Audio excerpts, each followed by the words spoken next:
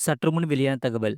அரசு ஊழியர்கள், ஓய்வூதியதாரர்களுக்கு 5 பெரிய மாற்றங்கள் வந்துவிட்டது. அகவிலைப்படி முதல் பென்ஷன் வரை ஒரு சிறப்பான அறிவிப்பு வெளியாகியுள்ளது. நீங்க நம்ம சேனல சப்ஸ்கிரைப் பண்ணாம இருந்தீங்கன்னா, மறக்காம லைக் பண்ணிக்கோங்க, சப்ஸ்கிரைப் பண்ணிக்கோங்க. உங்க ஃப்ரெண்ட்ஸ் அண்ட் ஃபேமிலிக்கு தெரியப்படுத்தவும் ஷேர் பண்ணுங்க. மத்திய அரசு ஊழியரா நீங்கள்? அப்படியென்றால் இந்த பதிவு உங்களுக்கு மிக உதவியாக இருக்கும். 2025ஆம் ஆண்டில் இதுவரை மத்திய அரசு ஊழியர்கள் மற்றும் ஓய்வூதியதாரர்களுக்கான பணவியல் மற்றும் கொள்கைகள் தொடர்பான சில குறிப்பிடத்தக்க மாற்றங்கள் செய்யப்பட்டுள்ளது. 8வது ஊதிய குழுவுக்கான அறிவிப்பு, ஒருங்கிணைந்த ஓய்வூதிய திட்டம் அதாவது யுபிஎஸ் வெளியீட்டு, அகவிலைப்படி மற்றும் அகவிலை நிவாரண அறிவிப்பு, ஆடைப்படி உயர்வு மற்றும் எளிதான ஓய்வூதிய செயல்முறை ஆகியவை இதில் அடங்கும் என்று சொல்லப்படுகிறது.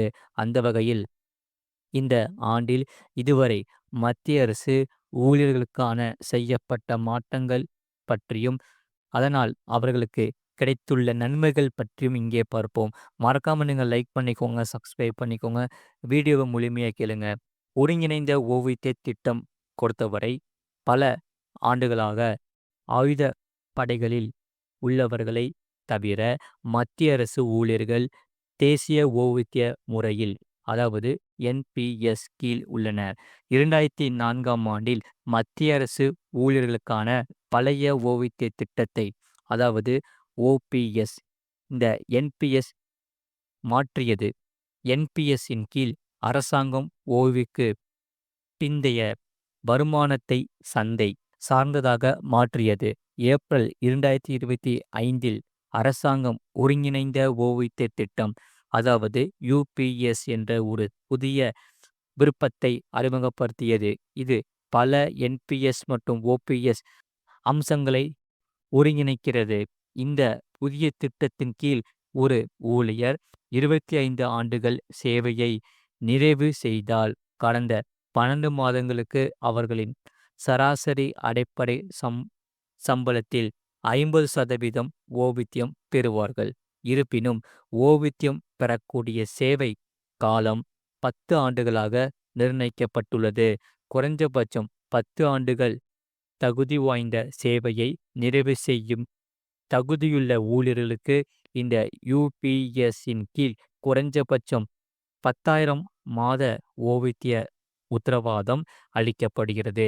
சேவை காலம் 10 ஆண்டுகளுக்கு மேல் 25 ஆண்டுகளுக்கு குறைவாக இருந்தால் ஓய்வூதியம் விகிதாசார அடிப்படையில் நிர்ணயிக்கப்படும் என்று சொல்லப்படுகிறது. இந்த என்பிஎஸ்ஸின் கீழ் யுபிஎஸ் ஒரு விருப்பமாக தொடங்கப்பட்டுள்ளதால் புதிய திட்டத்தை தேர்ந்தெடுக்கும் ஊழியர்கள் இந்த என்பிஎஸ்ஸின் மீண்டும் மாறுவதற்கு ஒன் டைம் ஒன் வே வாய்ப்பு வழங்கப்படும். இந்த யுபிஎஸ் தொடங்கப்பட்டது மத்திய அரசு ஊழியர்களுக்கு முக்கிய முன்னேற்றங்களில் ஒன்றாகும் என்று சொல்லப்படுகிறது. அகவிலைப்படி மற்றும் அகவிலை நிவாரணம் அதிகரிப்பு பொறுத்தவரை வழக்கத்தைப் போலவே மத்திய அரசு 2025ஆம் ஆண்டில் 2 முறை மத்திய அரசு ஊழியர்களுக்கான இந்த அகவிலைப்படியானது மற்றும் ஓய்வூதியதாரர்களுக்கான அகவிலை நிவாரணம் ஆகியவற்றை உயர்த்தியது. ஜனவரி முதல் ஜூன் மாதங்களுக்கு 2% உயர்வு மற்றும் ஜூலை முதல் டிசம்பர் காலத்திற்கு 3% உயர்வு வழங்கப்பட்டது.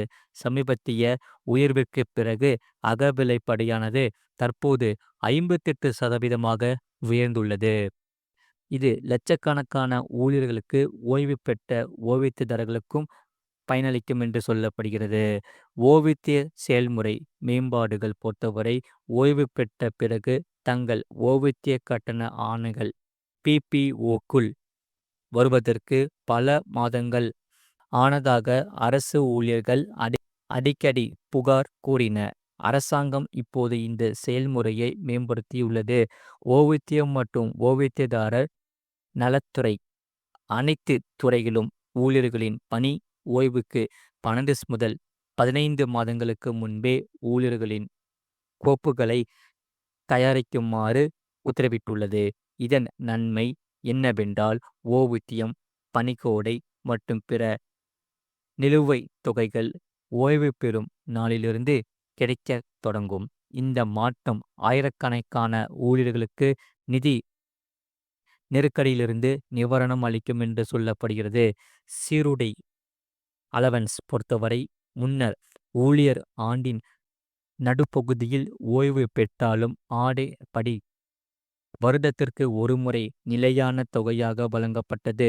புதிய விதியின்படி ஒரு ஊழியர் ஆண்டின் நடுப்பகுதியில் ஓய்வு பெற்றால் அவர்கள் பணியாற்றிய மாதங்களின் எண்ணிக்கையின் விகிதத்தில் விகிதாசார அடிப்படையில் ஆடை படியை பெறுவார்கள். இந்த மாற்றம் சிறிதாக தோன்றலாம், ஆனால் ஒவ்வொரு ஆண்டும் ஜூன் மற்றும் செப்டம்பர் மாதங்களுக்கு இடையில் ஓய்வு பெறும் ஆயிரக்கணக்கான ஊழியர்களுக்கு இது குறிப்பிடத்தக்கதாகும். பணிக்கோடை மற்றும் மொத்த தொகையில் மேம்பாடுகள் பொறுத்தவரை பணிக்கோடை, அதாவது ஓய்வு பெறும்போது பெறப்படும் மொத்த தொகை தொடர்பான விதிகளையும் அரசாங்கம் மேம்படுத்தியுள்ளது. இப்போது பணிக்கோடை மற்றும் மொத்த தொகை இரண்டும் யுபிஎஸ்ஸின் கீழ் ஒன்றாக கிடைக்கும். முன்பு என்பிஎஸ்ஸில் உள்ள ஊழியர்கள் இந்த பலனை வரையறுக்கப்பட்ட வடிவத்தில் பெற்றுள்ளது. ஆனால் இப்போது ஓய்வு பெறும் நேரத்தில் ஊழியர்களுக்கு சிறந்த நிதி பாதுகாப்பை வழங்க அரசாங்கம் இந்த யுபிஎஸ்ஸை மேம்படுத்தி உள்ளது என்று சொல்லப்படுகிறது. அதே சமயம் ஓய்வூதியதாரருக்கான சீர்திருத்தங்கள் அனைத்தும் ஓய்வூதியதாரர்களுக்கும் நிலையான, உறுதியான மற்றும் சரியான நேரத்தில் வருமானத்தை உறுதி செய்வதை நோக்கமாக கொண்டுள்ளது. 2025இல் செய்யப்பட்ட இந்த மாற்றங்கள் அரசு ஊழியர்களுக்கு ஒரு திருப்பு முனையாக இருக்கும். புதிய ஒருங்கிணைந்த ஓய்வூதிய திட்டம், அதாவது யுபிஎஸ் நிலையான சலுகைகள் வழங்குவதற்கான ஒரு படியாக இருந்தாலும், இந்த டிஏ, பிபிஓ மற்றும் பணிக்கோடை சீர்திருத்தங்கள் ஓய்வூதியத்தை நிதி ரீதியாக எளிதாக்கும் என்று சொல்லப்படுகிறது. மறக்காம நீங்க லைக் பண்ணிக்கோங்க, சப்ஸ்கிரைப் பண்ணிக்கோங்க.